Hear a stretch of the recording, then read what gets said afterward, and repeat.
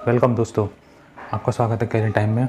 और इस सेशन में हम यूपीएसआई 2020 के लिए इन तीन चैप्टरों के क्वेश्चंस को देखेंगे जो पिछली प्रीवियस ईयर में आए हुए हैं, जो कि 12 दिसंबर 2017 में हुए थे। उनके सारे क्वेश्चंस जो भी ये इन तीन चैप्टरों से संबंधित होंगे, उनमें एक है क्रमचय संचय जिसे हम परमुटेशन और कॉम्बिनेशन बोलते हैं, एक है प्रायिकता जिसे हम प्रोबेबिलिटी बोलते हैं, और तीसरे नंबर पर समुच्चय सिद्धांत जिसे हम सेट थ्योरी बोलते हैं। जो समुच्चय सिद्धांत है इसका मैंने एक पार्ट कॉन्सेप्ट का डाला हुआ है। अब इसके जितनी भी इन तीनों सेक्शन से जितने भी क्वेश्चन आए हुए हैं यूपीएसआई में, करीब 80 के आसपास क्वेश्चन हैं इन तीनों से मिला के मैंने जो कलेक्ट किए हैं, और मैं उन्हें सारों को सॉल्व करके भी बताऊंगा आपको।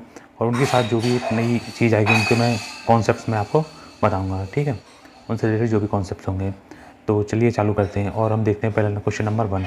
और ज़रूरी नहीं है वो इसी क्रम में हो, कोई कभी कहो तो परमुटेशन कॉम्बिनेशन, फिर कभी प्रोबेबिलिटी आ जाए, कभी सेट आ जाए, ऐसे 7 मिक्सचर रहेंगे। पर ये सारे क्वेश्चन तीन ही सेक्शन के क्वेश्चन होंगे, तो इन्हें हम देखते हैं। चलिए चालू करते हैं। मैकेनिकल शब्द के अक्षरों से कितने 5 अक्षरों के इस प्रकार शब्द बन सकते हैं, वह शब्द हमेशा एक व्यंजन के साथ शुरू हो, ठीक है। इस तरीके के जो सब क्वेश्चन हैं वो कैसे सॉल्व किए जाते हैं वो हम देखते हैं, ठीक है। तो इसमें हम कोई फॉर्मूला नहीं, जहाँ तक संभव होगा वहाँ फार्मूला यूज़ नहीं करेंगे। जहाँ फार्मूले की जरूरत है मैं पहले फार्मूला बता दूंगा, उसके बाद हम उसका यूज़ करेंगे। हमें 5 अक्षरों का एक शब्द बनाना है, तो मैं 5 नोट बना देता हूँ। 1 2 3 4 और एक 5। मैंने 5 ये बना दिए, इन पर कोई ना कोई अक्षर आने वाले हैं। 5 अक्षरों के शब्द बनाने, ठीक है। उसके बाद बोल रहा है कि जो शब्द है वो हमेशा व्यंजन से शुरू हो। पहले हम देखते हैं इसमें कितने अक्षर हैं टोटल। 1 2 3 4 5 6 7 8 9 10, ये टोटल 10 लेटर हैं इसमें, ठीक है। और वो शब्द हमेशा व्यंजन से शुरू होना चाहिए। तो व्यंजन हम बात करें तो एक ये रहा, दूसरा ये रहा, तीसरा ये रहा, चौथा ये रहा, पाँचवा ये रहा और 6 ये रहा। इसमें टोटल कितने व्यंजन हैं? 6 व्यंजन हैं। और बचे कुछ स्वर हैं, देखो 1 2 3 और 4। टोटल में स्वर कितने इसमें? 4 स्वर हैं इसमें, ठीक है, 4 स्वर हैं। तो पहले स्थान में मुझे क्या लेना है? अब यहाँ पर पहला कोई शब्द मैं अक्षर डालूंगा, तो मैं व्यंजन बात करूँ, हमेशा व्यंजन से शुरू होना चाहिए। मतलब पहली पोजीशन में मैं हमेशा एक कॉन्सोनेंट को ही रखूँगा, व्यंजन को ही रखूँगा। ये तो पक्की बात है। यहाँ पर इस पहली वाली प्लेस पर मैं हमेशा व्यंजन को ही रखूँगा। तो व्यंजन मेरे पास टोटल है कितने? 6। तो इन 6 में से कोई भी आ सकता है। यहाँ पर इन 6 में से कोई भी एक आ सकता है, तो यहाँ पर लिख दिया मैंने 6। यहाँ पे व्यंजन आने की संभावना कितनी है? 6 के 6 व्यंजन आ सकते हैं यहाँ पे 6 के 6 कॉन्सोनेंट आ सकते हैं। अब बच गई ये 4 प्लेसेस। अब 4 प्लेसेस पर कोई भी शब्द आ सकता है, 4 प्लेसेस पर कोई भी शब्द आ सकता है। तो बचे हुए कोई भी शब्द कितने हैं हमारे पास? टोटल 10 हैं। 10 में से एक व्यंजन को लिखा होगा मैंने यहाँ पे मैंने एक ही व्यंजन को लिखा होगा। अगर आप ध्यान से समझेंगे तो मैंने यहाँ पे एक ही व्यंजन को लिखा होगा। फिर बचे कुछ यहाँ पे 9 आ सकते हैं, फिर यहाँ पे 8 आ सकते हैं, फिर यहाँ 7 और ये 6। अब ये चीज़ समझ में नहीं आई होगी कि यहाँ पर 6 हैं तो यहाँ 9 कैसे हो गया, और फिर ये 8 क्या है, ये क्या है। देखो हमारे पास टोटल जो व्यंजन है, जो भी हमारे पास कॉन्सोनेंट हैं, वो 6 हैं। देखो 1 2 3 4 5 6। उन 6 में से मुझे व्यंजन से स्टार्ट करना है, तो यहाँ पे 6 ही लिख सकता, मतलब यहाँ पे 6 व्यंजन है, तो उन 6 में से किसी को भी उठा के मैं यहाँ रख सकता हूँ। तो 6 में से 6 आ सकते हैं यहाँ पे। अब एक व्यंजन यूज किया होगा मैंने, बच्चे तो भी 5 होंगे ना, वो मैंने यूज नहीं किए होंगे। तो 5 व्यंजन और 4 स्वर अभी बचे हुए हैं, तो टोटल 9 शब्द हैं। उन 9 शब्द में से कोई भी एक यहाँ आ सकता है। अब 2 शब्द यूज होंगे, एक इस वाले स्थान पर, एक इस वाले स्थान पर। अब 2 शब्द यूज हो गए, तो टोटल लेटर हैं 10, उसमें 2 मैं यूज कर चुका हूँ। तो यहाँ पर कितने बचे होंगे? यहाँ पर बचे होंगे 8। फिर अब मैं 3 यूज कर चुका हूँ, तो यहाँ पर 10 में से कितने बचे हैं? 7। अब यहाँ पर मैं 4 यूज कर चुका हूँ, तो यहाँ पर कितने बचे हैं? 6। अब इनके बीच में बस करना है इंटू। क्या करना है? इंटू का साइन लगा और हमारा आंसर आ गया, ठीक है। अब इंटू देखें, 9 छिक 54 गुणा 9 छिंगे 54 गुणा यहाँ पर 9 छिंगे 54, ठीक है। और इसका गुणा इससे तो हो जाएगा 56, ठीक है, और इंटू 6, ठीक है। अब देखो, चलो अभी कर लेते हैं पहले। तो ये हो जाएगा 30 और 24 गुणा 6, इन दोनों का इंटू 30 गुणा 24, ठीक है। आ रहा है? हाँ, नीचे तक आ रहा है, हाँ दिख रहा है। अब देखो एक ये सी देखो और ये वाला सी देखो, ये 2 बार है, और ये ए 2 बार है। तो जितने भी शब्द रिपीट हुए होते हैं बस उतने फैक्टोरियल में भाग देना होता है। सी कितनी बार रिपीट है? तो 2, तो यहाँ पर 2 फैक्टोरियल से डिवाइड, ठीक है। अब हम बात करें ए कितनी बार है, तो इंटू 2 फैक्टोरियल से डिवाइड। अब 2 फैक्टोरियल क्या होता है वो अभी मैं जैसे बताने वाला हूँ, ठीक है। 2 फैक्टोरियल का मतलब होता है, जैसे मैं लिखूँ 1 फैक्टोरियल, इसका मतलब होगा 1 बस, ठीक है। और मैं लिखूँ 2 फैक्टोरियल, इसका मतलब होता है 2 इंटू 1 बराबर 2। ठीक है, मतलब जितना लिखा हुआ है उसके अपोजिट में इंटू करते हुए चले जाओ। जैसे लिखा 3 फैक्टोरियल, तो ये होगा 3 इंटू 2 इंटू 1 बराबर 6 फैक्टोरियल। ठीक है, 6। जैसे मुझे लिखना 4 फैक्टोरियल, तो 4 फैक्टोरियल होगा 4 इंटू 3 इंटू 2 इंटू 1 बराबर 24। तो ये समझ में आ गया होगा। अब 2 फैक्टोरियल का मान की बात करेंगे तो 2, और 2 फैक्टोरियल का देखो 2, यहाँ भी 2 फैक्टोरियल का 2, तो ये हो जाएगा 2 इंटू 2। इस 2 से मैं काटूंगा इसे 3 बार। ठीक है, इस 2 से गया 3 बार, और ये आएगा, अब यहाँ लिखता हूँ मैं इसको इधर लिखता हूँ, ये कटेगा 15 12 इंटू 3। ठीक है, इंटू 3, तो ये हो जाएगा 12 36 और 15 45, जो कि आंसर। तो ये ऑप्शन नंबर 1 में दिया हुआ है, ऑप्शन नंबर ए में। ऑप्शन नंबर ए में देखो, दोबारा समझते हैं इस वाले क्वेश्चन को, हम दोबारा समझने की कोशिश करते हैं। देखो सब लिखा हुआ था मैकेनिकल, ठीक है, सब लिखा हुआ था मैकेनिकल। अब मैकेनिकल, इसमें टोटल कितने अक्षर हैं? इसमें अक्षर हैं, जो लेटर हैं वो हैं 10। इन 10 में से मुझे कोई 5 अक्षरों का एक शब्द बनाना है। कंडीशन ये दी हुई है कि जो शब्द है वो हमेशा एक कॉन्सोनेंट, एक व्यंजन से चालू होना चाहिए। मैंने व्यंजन काउंट किए तो व्यंजन मेरे पास कितने निकले? टोटल व्यंजन निकले मेरे पास 6, और तो बचे कुछ ये 4 स्वर हुए बचे होंगे। ठीक है, अब ये वाली चीज़ समझ में नहीं आएगी। यहाँ पे 6 लिखने के बावजूद भी फिर मैंने यहाँ पे 9 क्यों लिखा है? चलो मैं एक बार तुम्हें समझा देता हूँ कैसे एक्चुअली मैंने क्या चल रहा था यहाँ पर और मैं क्या कर रहा हूँ। तो इस वाले को दोबारा और समझ लेते हैं। देखो 1 2 3 4 5 6, मेरे पास 6 लेटर हैं। 6 में से कोई एक का यूज़ किया होगा मैंने यहाँ पे, अब बच गए कितने यहाँ पे? एक का किसी का यूज़ किया होगा। मैं दोबारा समझाना चाहता हूँ, एक का यूज़ किया होगा। सपोज मैंने यहाँ पे एम का यूज़ कर दिया, मेरे पास लेटर एम का यूज़ कर लिया मैंने यहाँ पे। बचे कुछ यहाँ पे कॉन्सोनेंट व्यंजन से मैंने शुरू कर दिया, बचे कुछ सारे लेटर आ सकते हैं यहाँ पे। कौन 9 आ जाएंगे, फिर 8 के, फिर 1 2 3 4 और 1 6 और 1 6। ठीक है, अगली बार फिर मैंने यहाँ पे एक ही लेटर यूज़ है, वो भी एम। अगली कंडीशन ऐसी सेम मैं लिखूँगा यहाँ पर 3 और 5 2। अब मैं अगली बार अगर मैं सी को यूज़ करता हूँ, सी को यूज़ करूँगा तो वो भी एक ही लेटर है, फिर 9 इंटू 8 इंटू 7 इंटू 6, ये कंडीशन रहेगी। ठीक है, फिर मैं सी के बाद अगली बार जाऊँगा तो मैं एच को यूज़ करूँगा, फिर यहाँ 1, क्योंकि टोटल 10 लेटर हैं, 10 में से मैंने 1 को यूज़ किया, और उसके बाद ठीक है। अब ऐसे ही यहाँ पे देखो 2 3 4 5, अब एच को मैं यूज़ को मैं ले लूँगा, तो एच को ले लूँगा तो एक ही लेटर होगा, बच्चे कुछ 9 को यहाँ पे। अब ये बार बार 9 क्यों आ रहा है? देखो मैंने यहाँ पे एम को लिया हुआ होगा, तो यहाँ पे एक ही लेटर है वो, इसलिए मैंने 1 लिखा। फिर 9 बच गए, 10 है टोटल लेटर। अब यहाँ पे तो कोई भी आ सकता है ना भाई, चालू बस व्यंजन से होना, बाकी तो कोई भी आ सकता है।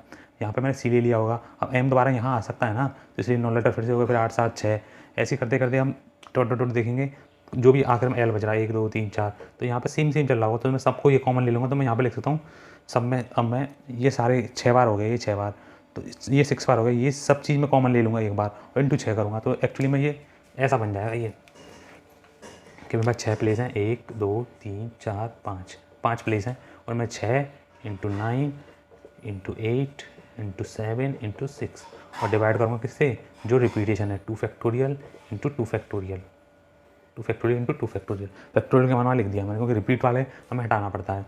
तो ये हो रहा था 54 गुणा 56 गुणा 6 बटे 2 गुणा 2, 2 से गया 3 बार। ठीक है, और इनका मिनटी आ रहा है ये 2 24 गुणा 3 डिवाइड बाई 2, 2 से गया ये 15 बार, 15 12 गुणा 3 बराबर आएगा, बराबर आ रहा था 15 45 36, आंसर 45 36। क्वेश्चन नंबर 2 को देखते हैं हम क्या बोल रहा है। क्वेश्चन नंबर दूसरा बोल रहा है किसी समुच्चय ए के लिए ए डैश की होल ए डैश ब्रैकेट ए डैश बराबर है। ठीक है, तो ये कुछ ऐसा बोल रहा है, डैश का मतलब क्या होता है वो हम समझ लेते हैं। देखो एक वर्ड है यू, ये पिछली वीडियो में बता चुका हूँ, यू का मतलब यूनिवर्सल। ठीक है, यूनिवर्सल, जैसे मैं एक बना दूँ, ठीक है, मैं इस वाले अंदर वाले डिब्बे को बोल रहा हूँ ए, ठीक है, और इस पूरे डिब्बे को बोल रहा हूँ मैं यू। इस पूरे डिब्बे को मैं, इस पूरे वाले डिब्बे को बोल रहा हूँ यू। ठीक है, इस देखो अब मैं इसमें कुछ एलिमेंट डाल देता हूँ, जैसे मैं यहाँ पे 1 और 2 लिख दिया, यहाँ पे 3 4 लिख दिया मैंने। ठीक है, अब इस यू का मतलब होता है, इस यू का मतलब होता है इस वाले डिब्बे के अंदर जो भी कुछ लिखा हुआ है वो यू है। दोबारा समझ लो यू का मतलब ये है इस वाले डिब्बे के अंदर ये जो वर्ग टाइप का बना हुआ है इसके अंदर जो भी लिखा हुआ है वो सब यू है। अब यू के अंदर क्या क्या एलिमेंट है वो मैं यहाँ लिखता हूँ, 1 है, 2 है, 3 है और एक 4 है। ठीक है, अब ए की बात करें तो ये ए बता रहा है कि ए के अंदर क्या क्या एलिमेंट है, ए के अंदर कौन कौन से तत्व हैं। बात करें तो 1 है और 2 है। ठीक है, और फिर यहाँ पे जो शब्द है वो मेरे पास ए डैश, यहाँ पे कुछ ऐसा बिंदी लगी है। इस ए डैश का मतलब ये होता है कि अब हमें ए के वो वाले हिस्से लेने हैं, हमें वो वाले हिस्से लेने हैं। ठीक है, इस ए का मतलब ये होता है, ए इसका मतलब होता है कॉम्प्लीमेंट, पूरक। ए का पूरक मतलब इस वाले ए का पूरक क्या है, इस वाले ए का ये पूरक है। इस वाले पे मतलब इसको और इसको जब मैं प्लस करूँगा तो ये यू के बराबर होंगे। जैसे मैं बोलूँ इस वाले डायग्राम के हिसाब से ए प्लस ए डैश बराबर मिलेंगे यू के। ठीक है, यूनिवर्सल सेट के बराबर मिलेंगे ये ए और ए डैश के बराबर मिलेंगे, यूनिवर्सल सेट के बराबर मिलेंगे ए और ए डैश। अब ये क्या है मतलब चक्कर में देखता हूँ, समझाता हूँ। देखो ए के पास तो वैल्यू ये है और ए डैश के पास वैल्यू क्या होगी, तो ए डैश के पास वो वैल्यू होगी जो इस ए के पास नहीं है। इस ए के पास क्या नहीं है, 3 और 4 नहीं है, तो ए डैश की वैल्यू क्या होगी 3/4। ठीक है, अब देखो इसमें इस ए को और इस ए डैश को जब मैं प्लस करूँगा तो ये किसके बराबर मिलेगी मुझे, 1 2 3 4। तो ये क्या एक्चुअली में यू है। ठीक है, अब ठीक है, अब इसने मुझसे पूछा क्या है, इसने मुझसे पूछा ए डैश की पावर डैश। ठीक है, मैं इसका मान तो ये रहा मेरे पास, इसका मान तो ये रहा मेरे पास। अब इसको मुझे पूरा करना है तो मैं ये बनाना पड़ेगा। देखो ना समझ में आएगी तो मैं दोबारा समझाता हूँ। देखो भैया, इस ए का मान तो ये है मेरे पास, ये ए का मान मेरे पास, ये वाला कहाँ से आया, ये वाला मैंने इस वाले को मैंने यू में से घटा दिया, इस वाले को मैंने यू में से घटा दिया, यू में से। ठीक है, यू का मतलब होता है इस डिब्बे के अंदर जो भी कुछ है वो यू है, इस डिब्बे के अंदर जो भी कुछ है वो यू है। इस यू में से मैंने इस ए को घटाया तो ये वाला ए आ गया। ये वाले ए को हम कॉम्प्लीमेंट बोलते हैं। कॉम्प्लीमेंट का मतलब ये और ये मिलके, जो कॉम्प्लीमेंट का मतलब कोई भी दो उप समुच्चय जो आपस में मिलने के बाद यूनिवर्सल सेट बन जाते हैं उन्हें हम यू बोलते हैं। ठीक है, कि ये कॉम्प्लीमेंट है। इसका कॉम्प्लीमेंट क्या है ये, क्योंकि इन दोनों को जब मिलाएंगे तो इसके बराबर आएगा ये। एक यहाँ पे भी 1 2 3 4, यहाँ पे 1 2 3 4, यहाँ पे 1 2, यहाँ पे 1 3 4, इन दोनों को मिलाएंगे यहाँ पे, इसका मान ये है। तो इसकी जगह पे नहीं, चलो तो मैं इसको यहाँ पे ए डैश लिख देता हूँ। अब इस ए डैश का कॉम्प्लीमेंट क्या होगा, इस ए डैश का कॉम्प्लीमेंट इसको पूरा करने के लिए 1 और 2 की ज़रूरत है, तो वो क्या है ए। तो इसका आंसर क्या हो जाएगा ए। आई होप आपको समझ में आया होगा। चलिए क्वेश्चन नंबर हम 3 की तरफ बढ़ते हैं, क्या बोलता है वो। क्वेश्चन नंबर 3 बोल रहा है, एक थैले में 7 लाल और 3 नीली गेंदें हैं। बिना स्थापन के थैले में से एक के बाद एक 2 गेंदें निकाली गईं। संभावना है कि वह अलग रंग की हों। कितनी संभावना है कि वह अलग रंग की हों, एक के बाद एक 2 गेंदें निकाली गईं। ठीक है, तो जहाँ तक मैंने बोला था ठीक है। अब थोड़ी सी हम यहाँ चीज़ें समझ लेते हैं। कॉम्बिनेशन क्या होता है, कॉम्बिनेशन एक शब्द है, कॉम्बिनेशन एक वर्ड, एक फॉर्मूला होता है। यहाँ पे मैं लिख दूँ तो ये होता है NCR सी मतलब कॉम्बिनेशन, एन माने नंबर ऑफ टर्म। ठीक है, इसका मतलब होता है n factorial divide by n minus r factorial into r factorial. ठीक है, ये फॉर्मूला ऐसे ज़्यादा हम यूज नहीं करेंगे पर मैं तुम्हें भी बता रहा हूँ, ये फॉर्मूला होता है ये। ठीक है, n minus r n factorial NCR के लिए n factorial n minus r factorial और r फैक्टोरियल। ठीक है, तो एक बार मैं इसे लगा के दिखाता हूँ। एक थैले में 7 लाल गेंदें और 3 नीली गेंदें हैं। तो यहाँ बात करें तो 7 तो हमारे पास लाल हैं गेंद और हमारे पास 3 नीली हैं। ठीक है, इतनी गेंदें हैं। ठीक है, अब ये बोल रहा है कि 2 गेंदें निकाली गई हैं, तो हमारे पास क्या संभावना है कि दोनों ही अलग रंग की हों। ठीक है, दोनों ही अलग रंग की हों। मैं 7 में से एक निकल सकती है, तो 7C1 इंटू 3C1, एक अगली गेंद हो। प्रोबेबिलिटी निकालनी है। देखो प्रोबेबिलिटी में बताता हूँ क्या सिस्टम है प्रोबेबिलिटी का। टोटल गेंद कितनी है 10 में से कोई भी 2। अब देखो प्रोबेबिलिटी का मतलब होता है कि टोटल कितनी संभावना है मेरे पास, टोटल कितने आउटकम आ सकते हैं, टोटल कितने रिजल्ट बन सकते हैं, और उस रिजल्ट में से जो मुझे चाहिए वो कितने रिजल्ट हैं वो मैं ऊपर रखूँगा। दोबारा समझते हैं, टोटल कितने रिजल्ट बन सकते हैं। जैसे कि मैं बोलूँ कि मैं एक टॉस सिक्का फेंकता हूँ ऊपर, तो टोटल कितने रिजल्ट बन सकते हैं। जैसे मैं सिक्का फेंकूँ, टोटल कितने रिजल्ट बन सकते हैं, एक सिक्का फेंकूँगा कितने रिजल्ट बन सकते हैं, 2 रिजल्ट बन सकते हैं। या तो वो हेड होगा या वो टेल होगा। अगर मैं सिक्का फेंकता हूँ तो कितने रिजल्ट बन सकते हैं, कितने परिणाम आ सकते हैं, कितनी पॉसिबिलिटी हो सकती हैं, 2 हो सकती हैं, या तो हेड होगा या टेल होगा। नीचे हमें टोटल संभावनाएं लिखनी है, कितनी पॉसिबिलिटी हो सकती हैं, 2 हो सकती हैं, या तो वो हेड होगा या टेल होगा। ठीक है। अब मुझे सपोज हेड चाहिए, तो ऊपर आने की संभावना क्या है, ऊपर आने की हेड एक ही संभावना, क्योंकि एक तो टेल है, तो यहाँ पे एक संभावना कितनी है, एक, तो हेड आने की संभावना कितनी है, 1/2।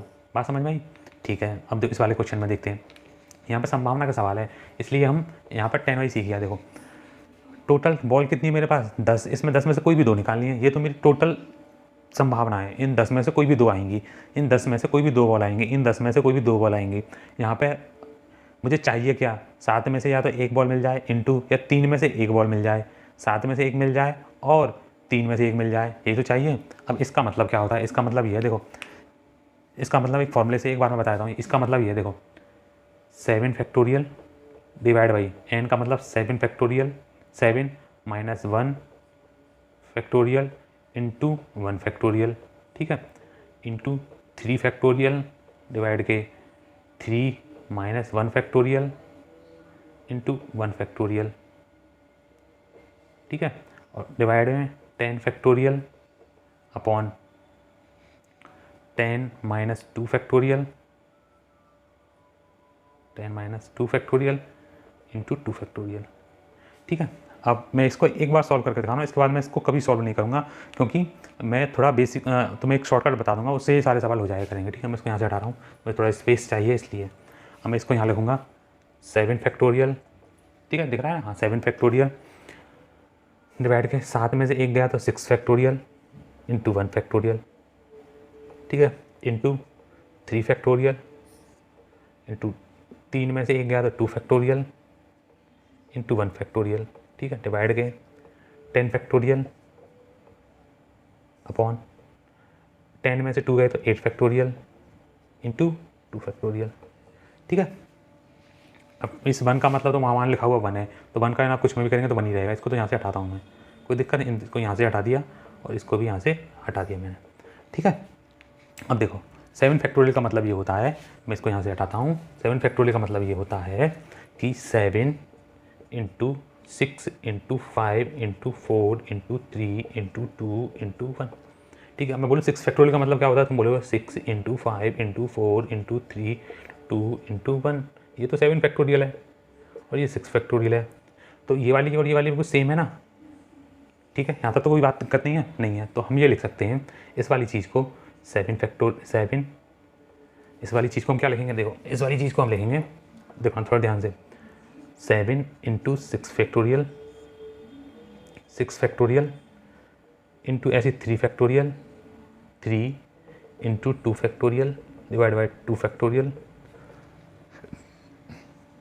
यहाँ पर 10 factorial into 8 factorial, 10 into 9 into 8 factorial into 2 factorial, ठीक है। अब देखते हैं क्या क्या हो सकता है। देखो इस 6 से तो ये 6 गया, इस 2 से 2 गया, 8 से 8 गया और यहाँ गए 5 बार, ठीक है।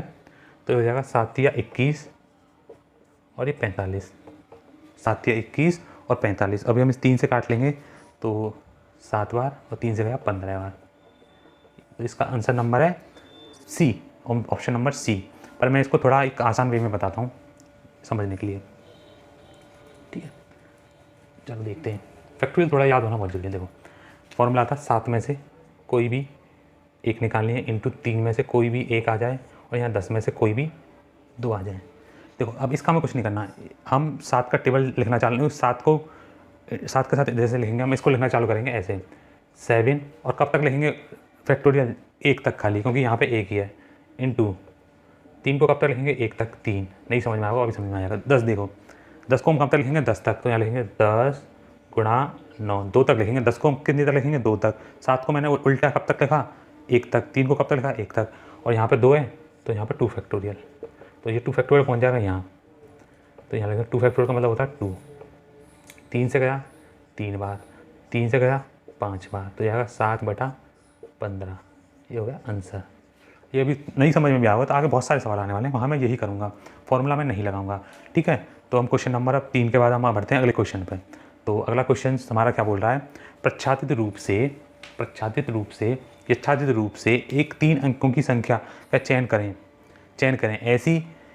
ऐसी एक संख्या का चयन करने की प्रायिकता कितनी है जो 5 और 9 दोनों द्वारा विभाजित हो। बहुत अच्छा क्वेश्चन है ये, और ये सारी जो जितने भी क्वेश्चन है, ये सारे के सारे क्वेश्चन यूपीएसआई 2017 में आए होते हैं, जो कि कंप्यूटर बेस्ड टेस्ट हुआ था उसमें। ठीक है, तो मैं बोलूँ कोई संख्या यहाँ पे 3 अंकों की, यहाँ पे ऐसे ए बी सी कोई 3 अंकों की संख्या होगी, उसको 45 से डिवाइड होनी चाहिए। सबसे ऐसी कितनी संख्या होंगी टोटल, ठीक है, ऐसी कितनी संख्या होंगी, ठीक है। तो मैं बोलूँ पहले 3 अंकों के टोटल मेरे पास अंक कितने हैं, मेरे पास 3 अंकों के। तो आप बोलोगे पहला सबसे छोटा मेरे पास ये होगा और सबसे बड़ा मेरे पास ये होगा 3 अंकों का। ठीक है भाई, मुझे सबसे पहले ये पता करनी है कि मेरे पास टोटल परिणाम कितने हैं। 3 अंकों का सबसे पहला अक्षर ये होगा, 3 अंकों का सबसे बड़ा ये होगा, इसके बाद तो 4 अक्षरों का बन जाएगा। तो ये टोटल यहाँ से लेके यहाँ तक मैं गिनना काउंट करूँ तो कितने होंगे, जैसे कि 100 के बाद 101, 102, 103, 104 ऐसे करके इन्हें गिनूँ तो ये टोटल कितने होंगे। पर ऐसे करेंगे तो वहाँ टाइम जाएगा। तो हम ये देख सकते हैं इससे पहले कितने अक्षर आए। जैसे कि मैं 1 से बोलूँ और 99 999 कितनी ये टोटल अंक हैं, तो आप बोलोगे कितने टोटल ये नंबर हैं, तो आप बोलोगे कितनी टोटल ये संख्या है, कितने नंबर हैं, तो आप बोलोगे 999, क्योंकि ये 1 से स्टार्ट है। पर ये 1 से नहीं है, 100 से स्टार्ट है। इसका मतलब शुरू के 99 नंबर मैंने गिने नहीं है, तो 99 मैं इसमें से घटा दूंगा। तो टोटल मेरे पास कितने अक्षर आ गए, टोटल मेरे पास जो अक्षर आ गए वो हो गए 900। तो मेरे पास अंक थे ही, अंक हैं टोटल। इन 900 में से ऐसी कितनी संख्या हैं, इन 900 में से ऐसी कितनी संख्या हैं जो 5 से भी कटती हैं और भैया अपने 9 से भी कटती हैं। ऐसी कितनी संख्या हैं जो 5 से भी कटती हैं और 9 से भी कटती हैं। तो हम ऐसी संख्या कितनी, वो कौन सी संख्या होंगी जो इनके एलसीएम से कटती होंगी, जो कि 45 से कटती होंगी। क्लियर है, जो कि इनके एलसीएम से कटती होंगी, जो कि 45 से कटती होंगी। चलिए देखते हैं, अब थोड़ा मुझे सोच के बताना। 3 अंकों की सबसे छोटी, वैसे तो मैं यहाँ पे एक लॉजिक ये भी है कि मैं इस 45 के 100 में भाग दूँ, मैक्सिमम कितनी बार जाएगा, मैक्सिमम जाएगा यहाँ पे आप देखोगे जब मैं 45 से दूंगा तो मैक्सिमम जाएगा 2 बार। मैक्सिमम कितनी बार जाएगा, 2 बार। मैक्सिमम कितनी बार जाएगा, 2 बार। अब इसमें मैं दूँ तो इसमें मैक्सिमम 45 से तो कितनी बार जाएगा, 22 बार, 22 बार। ठीक है, अब देखो ये 2 गया है, इस 2 को मैं इसमें से घटा दूँ तो कितनी संख्या होंगी, 20 ऐसी संख्या होंगी। तो यहाँ पे आ जाएगा 1/45 आंसर। पर ये समझ में नहीं आएगा तो मैं थोड़ा समझाने की कोशिश करता हूँ। ठीक है, अब थोड़ा समझना क्या बोलना चाह रहा हूँ। देखो यहाँ पे 2 घटाता हूँ, 900 तो समझ में आ गया। 900 टोटल हम 100 से लेकर 999 तक काउंट करेंगे तो 900 संख्याएँ होंगी 3 अंकों की, और उनमें से ऐसी संख्या छाँटनी है हमें जो 45 से डिविजिबल हो। हमें उनमें से ऐसी संख्या छाँटनी है जो 45 से डिविजिबल हो। ठीक है, देखो 3 अंकों की सबसे छोटी संख्या जो 45 से डिविजिबल होगी, देखो पहली संख्या 45 में 2 अंकों की, 45 का टेबल पढ़ता जा रहा हूँ मैं अपने मन में, 90, 135, ये तो 3 अंकों की सबसे छोटी संख्या 1 हो गई। ठीक है, अब सबसे बड़ी पे पहुँचे 3 अंकों की, तो आप बोलोगे सर 3 अंकों की सबसे बड़ी संख्या ये है। ठीक है, 3 अंकों की सबसे बड़ी संख्या ये है। इतनी कोई दिक्कत है यहाँ तक, कोई दिक्कत नहीं, कोई दिक्कत नहीं। अब मैं इनको गिनना चालू करूँ तो कितनी होंगी, देखो 1 2 3 ऐसे करके गिनूंगा, मुझे बीच की संख्या पता ही नहीं है क्या क्या आई थी। तो मैं क्या करता हूँ, तो मैं इसमें से 45 कॉमन ले लेता हूँ। तो आप कॉमन लोगे तो यहाँ पे 1 होगा, यहाँ पे 2 होगा, यहाँ पे 3 होगा, तो और आप देखोगे तो यहाँ पे ये 22 होगा। ये क्या होगा, यहाँ पे ये 22 होगा, ये वाला, इसके ये 22। मैंने 45 कॉमन ले लिया सब में से। ये फर्स्ट को दर्शा रहा है, ये सेकंड को दर्शा रहा है, ये थर्ड को दर्शा रहा है। ठीक है, यहाँ पे 22 होगा। अब मैं बोलूँ 1 से लेके 22 तक की टोटल कितनी संख्या है, 22 तक है। पर ये शुरू की 2 मैं काउंट नहीं करूँगा, क्यों, क्योंकि ये 3 अंकों की नहीं है, 2 अंकों की है। तो इस 2 को मैं इसमें से घटाऊंगा तो टोटल संख्या कितनी निकलेगी, 20। अब बात समझ में आई, टोटल कितनी संख्या निकली, 20। और टोटल 3 अंकों की संख्या कितनी है, देखो टोटल 3 अंकों की संख्या है 900, और में से 20 ही ऐसी संख्या है जो 5 से भी डिवाइड हो रही हैं और 9 से भी डिवाइड हो रही हैं, मतलब 45 से डिवाइड हो रही हैं। तो ऐसी संख्याओं की प्रोबेबिलिटी होगी 1/45। आंसर, ये बहुत अच्छा सवाल था। ठीक है, इसका ऑप्शन नंबर डी जो है वो बिल्कुल करेक्ट है। अब हम पढ़ते हैं क्वेश्चन नंबर अगले पे, जो कि परमुटेशन कॉम्बिनेशन प्लस प्रोबेबिलिटी का सवाल है, क्रमशः संचय प्लस प्रायिकता का सवाल है। क्वेश्चन बोल रहा है हिमांशु को एक कूट संदेश प्राप्त हुआ है। इस कूट संदेश है चैंग, टैंग और सेंग, जिसके कूट अर्थों को समझकर उसे एक शब्द बनाना है। यह ए के सभी सही स्थितियां जानता है। इस बात की प्रायिकता कितनी है, इस बात की प्रायिकता प्रोबेबिलिटी कितनी है कि वह इस संदेश के कूट को सही व्याख्या करके इसे समझ सके। ओके, क्वेश्चन की लैंग्वेज ही बहुत अजीब है, समझ में नहीं आएगा। मैं बेसिक समझाता हूँ आसानी भाषा में। ये बोल रहा है कि कोई व्यक्ति है, एक कोड लिखा हुआ है, चैंग सेंग टैंग करके ये कोड लिखा हुआ है। इसमें जो ए है, ए की पोजीशन मुझे पहले से पता है कि ए कहाँ पर रखे हुए हैं या कहाँ पे वो ए अरेंज है, ये मुझे पहले से पता हुआ है। तो इस बात की क्या संभावना है कि जो दूसरा व्यक्ति है इस कोड को देख रहा है वो इसे समझ जाएगा, बस ये बताना है। तो मैं यहाँ पर पहले शब्द लिख देता हूँ। शब्द है, थोड़ा देखेंगे तो चैंग, टैंग और सेंग। ठीक है, पहले हम देखते हैं इसमें टोटल लेटर कितने हैं देखेंगे तो 1 2 3 4 5 6 7 8 9 10 11 12 13, तो टोटल इसमें लेटर कितने 13 लेटर है इसमें, ठीक है 13 लेटर है। पर उसमें एक लाइन बोली है उसने कि जितने भी ए हैं मेरे पास जितने भी ए हैं भैया, मेरे पास जितने भी ए हैं उनकी स्थिति मैं पहले से ही जानता हूँ, उनकी स्थिति में पहले से ही जानता हूँ। मतलब मुझे ए को अरेंज नहीं करना है, मुझे अरेंज कितने लेटरों को करना है, देखो 3 ए ना मेरे पास 1 2 3। इसका मतलब ये है कि मुझे ए को तो अरेंज ही नहीं करना है, अरेंज करना है मुझे बचे कुचे 10 लेटरों को। तो मेरे पास प्रोबेबिलिटी क्या है 10 लेटरों को, प्रोबेबिलिटी मेरे पास टोटल 10 शब्दों को अरेंज करने की प्रायिकता क्या है, ये है टोटल 10 शब्द करने की, टोटल मेरे पास वो शब्द बनाने की 10 अक्षरों का शब्द बनाने की प्रायिकता क्या है 10 फैक्टोरियल। सीधी बात है भाई 10 फैक्टोरियल, ठीक है। और वो एक कोड समझ में आ जाए तो वो कोड आने की संभावना क्या है 1, ये तो बात क्लियर है। पर अभी ये सवाल पूरा नहीं हुआ है, हमें इसमें से रिपीटेशन को हटाना पड़ेगा। हम एक ही रिपीटेशन तो नहीं हटाएंगे क्योंकि एक ही तो हमें स्थान पता है, हमें जो जो और एक्स्ट्रा आ रहे हैं जैसे कि एक ये एन एक्स्ट्रा आ रहा है 2 3, तो यहाँ पे 3 फैक्टोरियल से डिवाइड देना पड़ेगा एक बार। अब देखते हैं और कुछ आ रहा हो, जी 1 बार 2 बार 3 बार, जी भी 2 बार, तो 1 बार ये रहा 2 बार ये रहा 3 बार ये रहा इंटू 3 फैक्टोरियल, ठीक है। अब देखो पहले यहाँ तक देखो समझो, देखो ये 10 फैक्टोरियल कैसे आया, टोटल शब्द थे मेरे पास, टोटल जो अक्षर थे वो टोटल अक्षर थे मेरे पास 13। उन 13 में से एक ही स्थिति मुझे पहले से पता है कि एक कहाँ कहाँ पर रखे हुए हैं, तो मैं उनको तो कहीं अरेंज नहीं करूँगा। इसका मतलब मुझे जो अरेंज करने, जो मुझे शब्दों को बनाना है वो खाली अब मेरे पास बचे 10, क्योंकि 3 ए यहाँ पर, तो उन 3 की स्थिति मुझे पहले से ही पता है। तो मुझे 10 को अरेंज करना है, तो 10 को अरेंज करने की क्या 10 को अरेंज करने का क्या कॉम्बिनेशन हो सकता है, वो हो सकता है 10 के 10 10 फैक्टोरियल से मैंने अरेंज कर सकता हूँ। और जो कोड आने की संभावना क्या हो सकती है, एक ही तो कोड हो सकता है वो भाई, तो एक आग लिख दिया मैंने। पर यहाँ पर रिपीटेशन है तो मैं रिपीटेशन से भागूंगा 3 बार, तो एन का रिपीटेशन है और 3 ही बार जी का रिपीटेशन है। अब ये वाली संख्या पहुँच जाएगी ऊपर, तो हो जाएगा 3 फैक्टोरियल। अब आंसर लिखता हूँ मैं, इसका आंसर हो जाएगा इसका 3 factorial into 3 factorial divide by 10 factorial. तो इसका ये आंसर है जो कि ऑप्शन नंबर 1 में दिया हुआ है। ये भी बहुत ही अच्छा क्वेश्चन था। और हम क्वेश्चन नंबर अगले पे पढ़ते हैं। क्वेश्चन नंबर जो सेकंड है वो क्या बोल रहा है, सेकंड ये बोल रहा है, क्वेश्चन नंबर सेकंड ये बोल रहा है, इसके बाद नहीं क्वेश्चन नंबर जो भी नेक्स्ट है, क्वेश्चन नंबर नेक्स्ट ये बोल रहा है कि 17 सदस्यों को 9 और 8 सदस्यों के बैठने की क्षमता वाली 2 पंक्तियों में कितने तरीक़ों से बिठाया जा सकता है, ठीक है। तो इसमें बैठाने हैं, ठीक है। देखो 2 पंक्तियाँ बनानी है, तो 2 पंक्तियाँ बनाने के लिए हम क्या करेंगे, देखो 17 में से पहली पंक्ति में कोई भी 9, ठीक है भैया, इंटू दूसरे में भी 17, ठीक है, दूसरे में भी 17 और 17 में से कोई भी 8। तो इसका ऑप्शन नंबर डी, इसका ऑप्शन नंबर डी सही है, ठीक है। चलिए आगे बढ़ते हैं, ठीक है। क्वेश्चन नंबर जो भी अगला है, अब इसमें बोला हुआ है डॉट, जी वर्ड है, DRAUGHT।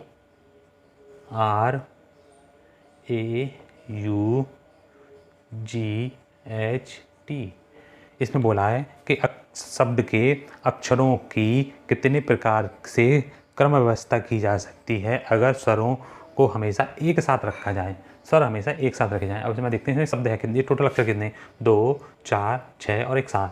तो टोटल शब्द कितने हैं, ये 7 हैं भैया, 7। इतनी तो मुझे बात समझ में आ गई है कि टोटल ये शब्द कितने हैं, 7 हैं। इसमें जो स्वर हैं वो हमेशा एक साथ रहेंगे। तो सर इसमें है कितने, एक ये रहा, 2 ही स्वर हैं इसमें, ठीक है, 2 ही स्वर हैं। तो जब एक साथ रहेंगे तो मैंने एक यूनिट की तरह काउंट करूँगा। तो अब मैं बोलूँगा मेरे पास टोटल शब्द हैं कितने, मेरे पास टोटल शब्द हैं 6। टोटल शब्द हैं मेरे पास कितने, 6। कोई दिक्कत, टोटल शब्द हैं मेरे पास कितने, टोटल शब्द हैं मेरे पास, ठीक है, टोटल शब्द मेरे पास हैं कितने। अब देखो अब गिनो 1 2 3 4 5 6। तो अब इनको व्यवस्थित करने का क्या हुआ, 6 फैक्टोरियल। अब 6 फैक्टोरियल का मतलब क्या होता है, 720। ये लिखा हुआ देखो 720।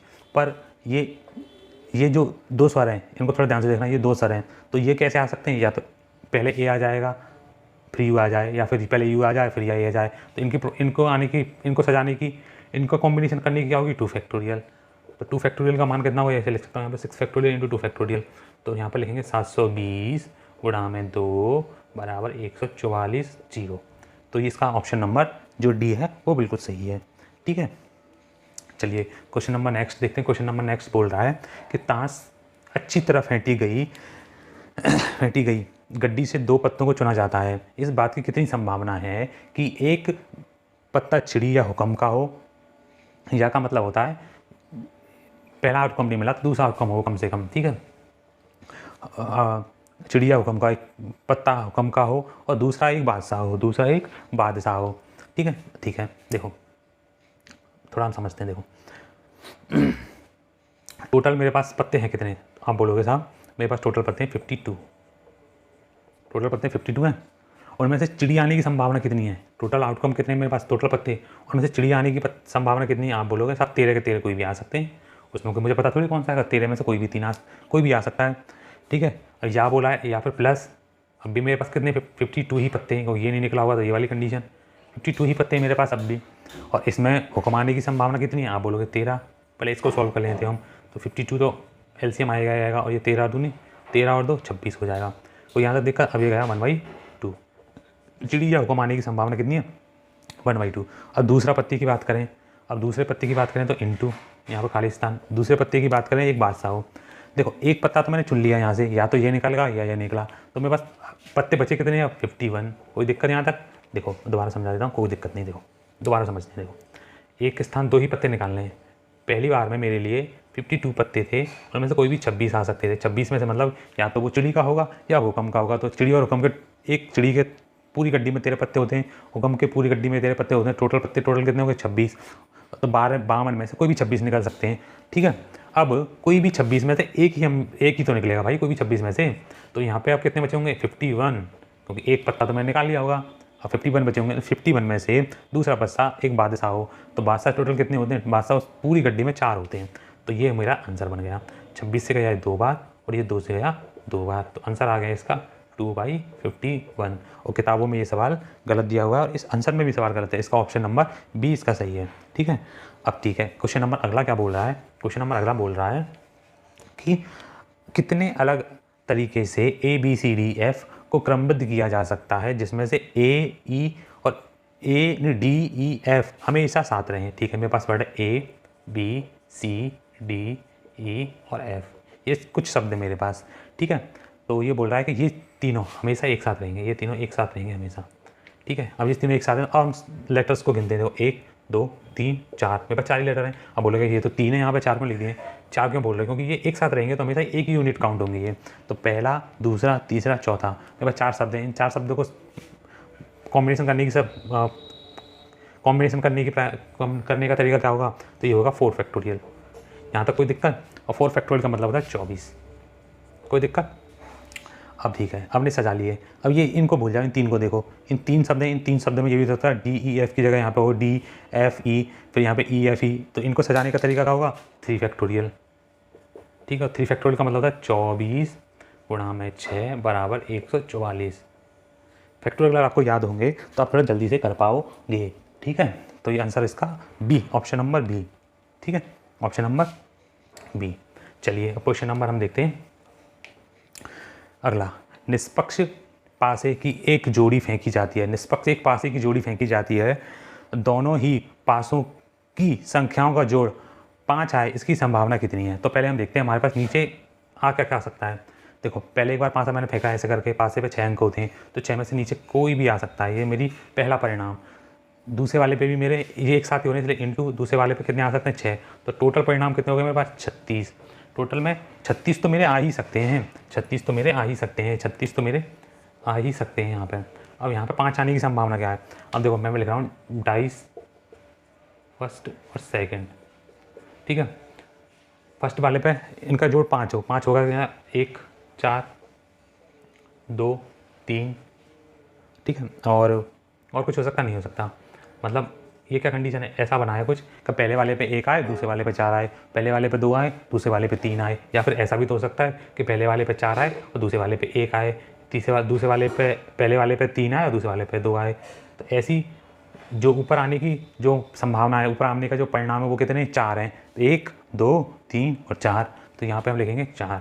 जो 36 टोटल परिणाम होंगे उनमें से 4 हमारे जो हमें चाहिए, जिनका सम 5 हो, वो ऐसे 4 हैं। तो इसका ऑप्शन नंबर डी सही होगा।